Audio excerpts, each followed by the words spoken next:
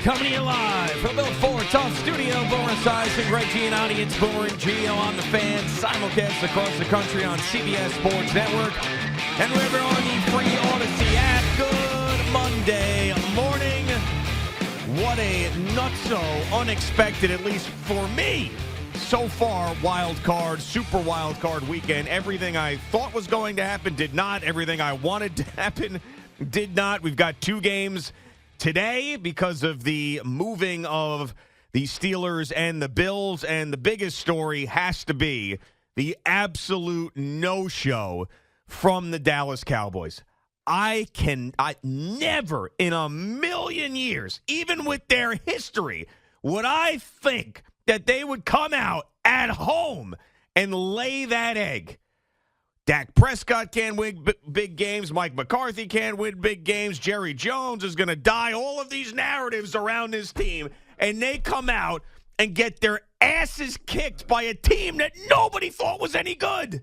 I mean, this wasn't even like a heartbreaking loss, 28-27, something like that, or what we saw with the Lions and the Rams last night. This was a full-blown boat race. Good morning, Boomer. How are you? Yeah, good morning, G. I will say that I'm a little bit surprised at a few of the things that happened. But, Mike McCarthy has 1 year left on his contract, and no coach wants to go into the final year of their contract as a lame duck. He's got to go. That's why everybody's talking about, he's got to go. This has got to happen. And by the way, one of his guys on his staff is one of the more popular guys to be interviewed for a head coaching spot somewhere else, and that's Dan Quinn, the defensive coordinator. And I know that Dak threw an interception for a touchdown, and that's the killer. Joe Flacco threw two of them. That's a killer. But, I mean, Jordan Love just absolutely shredded and obliterated that defense. They could not stop the Packers' offense. So Dan Quinn, the defensive coordinator, has got a lot to answer for, and I'm sure I can't wait to hear Micah Parsons' podcast. Oh, yeah. It'd be really interesting to hear that, either today or tomorrow, whenever that comes out. But, Joe Flacco, the bloom is off the rose. The interceptions came back to haunt him. The interceptions yesterday by Dak. And then you had two young quarterbacks in C.J. Stroud and Jordan Love, who basically played perfect games, and neither one attempted more than 21 passes. They were efficient. They were accurate. They were poised. They were terrific, and that's great. You love to see young quarterbacks come of age, and C.J. Stroud a little bit earlier than any of us could have ever expected. And then last night, you had an unbelievable game in Detroit, and that finally was a game that was somewhat competitive. And I'll tell you what, Matthew Stafford is a tremendous football player. They just could not get in the end zone in the second half. And, Jared Goff comes out the winner, but, I think that the heavy lifting was really on Matthew Stafford's shoulder. And then one other thing I told Eddie as I was walking in here this morning, Tua cannot handle the cold weather. Just cannot. They have to have home field advantage. If they want to keep him as his quarterback, I would. There's not a lot of other alternatives out there. They have a great offense. That loss to Tennessee basically derailed their season to have to go into Kansas City and go play in that weather. And you can see that Patrick Mahomes is basically weatherproof. He can play in any sort of conditions with any sort of players. And they finally have a wide receiver that's stepping up in Rashee Rice. Yeah, so back to the Cowboys for a second, because I think that's going to be the rubble that most people are sifting through today before we have two more games starting at 4:30. And I know that there's a lot of fan bases that get very upset about guys that are successful and want them to be fired, that we will defend and say, well, look, they've done this, they've done that, they've done this. You can't necessarily just kick a guy out because you can't get it done in the postseason. But what happened yesterday, and where Jerry Jones is in his life and the way he was talking last night, I mean, I know Mike McCarthy has had 3 really good regular seasons, but they got to try something different. I mean, they've won 36 games with Mike McCarthy. I know. In 3 years. That reminds me of Matt LaFleur up in Green Bay. They won 36 straight games. I think it was 36 games with Aaron Rodgers and Matt LaFleur, and they kind of couldn't get over the hump. Well, yeah, I mean, they made it to a championship game, though, I think. Yeah, but they lost at home to Tampa Bay. Right, exactly. But they got at least that far, where the Dallas Cowboys have not been in a championship game since the mid-'90s. I mean, it's crazy. So, yeah, I mean, Mike McCarthy and this offense and the way that Dak is playing and being in an MVP conversation for most of this year. Hell, I mean, all that is true. By the way, Dak Prescott was second-team All-Pro. Yeah, I mean, and all that is true. So that's when, people will say, well, he's got to go. I mean, it feels right to say that this morning. There has been a lot of success there, but this is as bad of a loss as you could possibly have at home, especially when this team was rolling at home the entire year. They were off a little bit, and, you could see in a couple throws and even the body language. They were talking about it yesterday on the on the broadcast. I thought they did a good job. They were talking about body language, and something was off, and Dak wasn't really that sharp, and CeeDee Lamb had that look of disgust, like, you threw the ball behind me, that kind of crap. Yeah. Juvenile crap is what it is. But, I mean, just like they were off offensively. And, the numbers don't really tell the story because, they did fight back late in the game when, Matt LaFleur took the pedal, his foot off the pedal, I should say. But those numbers don't mean anything. I mean, what means something is in the body of the game, they were getting their asses handed to them. Holy crap. 27 to nothing. Aaron Jones was running the ball, and Jordan Love, I mean, he made some throws yesterday, and I know they kept comparing him to Aaron Rodgers and all that. By the way, Green Bay made the right decision. 10 games left in the season, they asked the Green Bay general manager, Brian Gutekunst, what do you think about your quarterback? And he goes, well, we got 10 games to figure this out because they weren't sure, 7 games into the season. Yeah. They weren't sure, and they wanted to see more from him. And this is a team, by the way, that lost back-to-back games to the Giants and the Bucs, for God's sakes. They finished on a 3-game winning streak in which they beat your Vikings with Nick Mullins. Yep. They beat the Carolina Panthers with Bryce Young, and they beat the Chicago Bears with Justin Fields, the last game to get into the playoffs, something that Aaron Rodgers couldn't do last year against Detroit. And then all of a sudden, Jordan Love comes out here, and he looks like the next great Hall of Fame quarterback for the Green Bay Packers. Yeah, and he's had his ups and downs, as you talked about, but he was absolutely spectacular. And I mean, you got to give him credit. You can't just put it all on Dallas Cowboys defense not showing up. He's got to be. Some of those throws yesterday. He was incredible. Yes. I mean, I remember we were texting. We were on a group thread with a Packers fan yesterday, and I used the word elite. I said that was an elite throw by that guy. I was totally floored and impressed by him. And now you got to think, does Bill Belichick want to go to the Cowboys? Does Jerry Jones want to hand the keys to him? Can Bill Belichick work under Jerry Jones and Stephen Jones? Is that something that is going to happen now? Does Pete Carroll go there? Does Mike Vrabel go there? What happens, or does he stick with Mike McCarthy? It sounded to me, and I know Jerry's going to have the cuts. We'll hear it during the update. It sounded to me like Jerry Jones was ready to do something because he was just flat out devastated. He said it was the most disappointing loss in his ownership. Well, like I told you, he has 1 year left on his contract.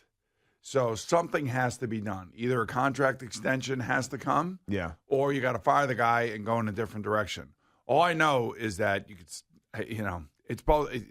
Dak Prescott's just going to get eviscerated today. Yeah. You know that. He was eviscerated last night all over the place. Bad play, can't win the big game. I understand all that. But I will say that when you look at what Dak has done with Mike McCarthy as his offensive coordinator, you can't deny that at least in the regular season, and the fact that they got to the number 2 seed. But I guess, in this day and age, that doesn't mean anything. All that means something is that you have to win and you have to get over it, especially when you are a heavy favorite and you're playing at home in a building where you are 18-1 in your last 19 games. Yeah. And you had won 18 in a row. Yeah, right, of course. I mean, and just the way things happen. I mean, this is why when we were talking about this on Friday, if the Cowboys lose, that's bad. But if they get blown out, which we don't expect, then Mike McCarthy has to be gone. And I think that's what everybody's saying. I mean, Mike McCarthy was asked about it directly after the game, and it's amazing how he's got this team to where they were and the path that they had, too. They would have had 2 home games. If they would have won this one, they had another home game. They were playing great at home. You could just see them ramping up and going into, going into San Francisco for the NFC Championship game, and then they get their doors blown off. And all eyes are on that franchise now. It is nuts. It is absolutely nuts. The biggest winner is are the Detroit Lions. Yeah, because now they get a home game, and they will be playing the winner of tonight's game between the Bucs and the Eagles. Both those teams stink. I mean, how great is that for the Lions, though? I mean, that was some game yesterday. I don't know. That was a great game that had all the. Well, finally, because all the other ones over the weekend were terrible. Really stunk. And I mean, I was looking at the games that we picked last week. Yeah. So of Of course, I took the Browns with the -2.5. Yeah, so did I. Lost that one. Yep. I did take the Chiefs. I did not. I lost that. Right, so I got that one. Yep. I got the Bills today. Yep, same here. I did take the Cowboys. Of course, I did too. Yep. I got the Rams plus. It was the Rams were +3, right? Yes. That we both picked them and we Yeah, both got that one. right. That was the only one I got you right. and I both have the Eagles tonight. I don't have the Eagles. Oh, I have the Eagles. You have the Bucks. Yeah, I took the Bucks. I don't know. It's like it's all over the place. I mean, everything's all over the place. So yesterday, you sit there, and we don't have a game because the game is postponed until today because Of course, of safety you had a concerns and game. You everything. replayed a championship game, is what Right? you And we did. had to stay. We stayed. And we did a full-on pregame show and everything, and then we had to do some cut-ins during the championship. You have to game. go back today. And have to go back today. That's right. I love it, man. Come I didn't on. even think about that We're working. till It's just the now. NFL. That's right. So Yeah. I have to go back today. We will be on the air at 3:30 today. So we have another hour pregame show. Okay. And then the game starts at 4:30 up there in Buffalo. Why don't you just rerun yesterday's? Just do that. We can't do that. Just do No, that. no, we gotta just show rerun up, man. the whole thing. Look, you know what? Everybody says, man, you got to work on. Look, you don't understand. It's like this is the best time of the year to be working. Yeah. This There's is like nothing else to do. You know what? We could not wait. We could not wait to come in here this morning because we have all these things to talk about. Yeah. And we have all these job openings. And, of course, Gerard Mayo's got the job up in New England. So there's a lot of stuff going on up there in New England. Jim Harbaugh has now got a scheduled appointment with the Los Angeles Chargers. We're all waiting to hear where Bill Belichick is going and whether or not Mike McCarthy is going to get fired. We feel like Atlanta is the place for Bill Belichick because Arthur Blank, who's 81 years old, wants to win. They have a really good team. They need a quarterback, and they basically don't have a general manager, just like the Chargers don't have a general manager right now. So those are the two places where if you do go, you probably would have a lot more influence on player movement and things of that nature, which I think Bill Belichick would want. So there's a million stories going on right now. And then you think about the Detroit Lions and you think about, the Kansas City Chiefs and now today Buffalo and Pittsburgh and the snowstorm. And I think it's still going to be snowing today up in Buffalo. Yeah, I think so. And if you saw some of the video coming out of Buffalo, you understand why they moved the game. I was disappointed that they moved the game because I didn't have to go, but I wanted to watch it on TV and the craziness. Obviously, if I was someone who had to work that game or play in that game or go to that game, I'd feel differently. But in the friendly confines of my living room, I wanted to watch it. But I still think it's going to be a little bit dicey up there today as well. And everything that I wanted to happen, as I mentioned, did not happen. I wanted the Browns to win. I thought the Browns would be a great story if they went on a run. They got their asses handed to them. I hate the Packers and the Lions because I root for a team in that division. That's not them. They both won. You better get a quarterback Oh, up there, my man. God. It's just horrendous. You And better then get your team needs a quarterback. I hate the Chiefs and Taylor Swift and her stupid custom Kelsey jacket. Now they're moving on. My guy Mike McDaniel, his team can't do anything in the cold. The offense doesn't do anything. Oh, just rough. You just know rough. You know who made Taylor Swift's jacket, right? Yeah, it's And Brittany Mahomes. Kyle Juszczyk's wife. Yeah, that's right. And Yeah. Brittany Mahomes had hers on as well. Oh, did she? Because they're becoming besties. That's a bad look for Taylor Swift. I know you love that. That's a bad look for her. What do you mean? Well, she's the Brittany Mahomes. It's just not. What do you mean? Nobody likes her. It's been documented. She's just with the screaming and the pouring, the champagne on the fans and the way that she acts and her being best friends with Jackson Mahomes, who we know is a creep. Like all of those, Taylor Swift's got to have better company than that. Like I would just. But listen, being close to the quarterback's wife is important. That's important. Whatever, they're moving on, so that'll still Yes. be a thing. So, I mean, this football season. So now next week we at CBS, if the Bills win, we'll have Kansas City at Buffalo next Sunday at 6:30. That'll be a good one. And if the Steelers win, then of course we'll still have the Buffalo game, but it will be who is it? Well, it won't be the Buffalo game because the Steelers would have beaten the Bills. No, I'm just trying to think. Why am I blanking on this? Okay, I'm not sure. You're not helping me. Well, how am I supposed to help you? This is your thought. This is your thing. Well, it would. You're bringing up the Texans It would be Texans at the Ravens. at the Ravens. That's right, Okay. Texans. No, it would be the Steelers at the Ravens. Yes. It would be the Steelers at the Ravens. Yes. Okay, so there you go. And Steelers Ravens has got a ring to it, of course, but I think I'd rather see, and I'm sure CBS would rather see, the Bills and the Chiefs. You want to see Patrick and Josh going. That's what you want. And you'd finally, like, if you're Buffalo, if you can win today, you finally say, we finally have Kansas City in our building for a playoff game. Yeah, a little big-time revenge spot there. That would be a good one. But, I mean, it would be nice to see the Bills play well and then be a team that everybody expects them to be, unlike the Dallas Cowboys or the Cleveland Browns, some of these other teams that everybody was rallying around, at least I thought would play well. I can't see the Bills having a dud today, but I did not see that happening to the Cowboys. I certainly didn't see it happening to the Browns either, so I am not touching either of these two games today from a betting standpoint because I have been ice cold.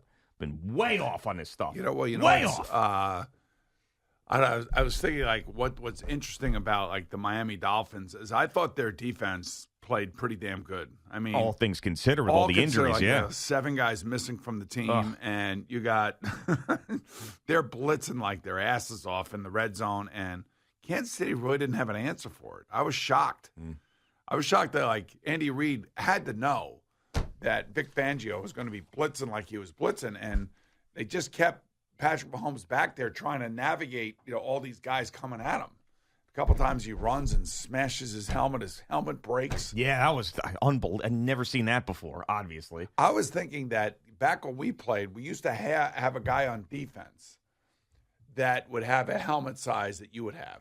So I think my helmet size was like Tim Crumry. So he and I would, if something happened to one of our helmets, we'd have to give the helmet to the guy on defense. Yeah. But, that was pre the quarterback communication device. Yeah. So right, which is it's so critical now. Right, and his second helmet didn't look like it fit on his head. It looked like when Al puts on one of my Terps helmets back here. Al, come in here for a second. That's what it looked like? I think one of these helmets back here would fit his head.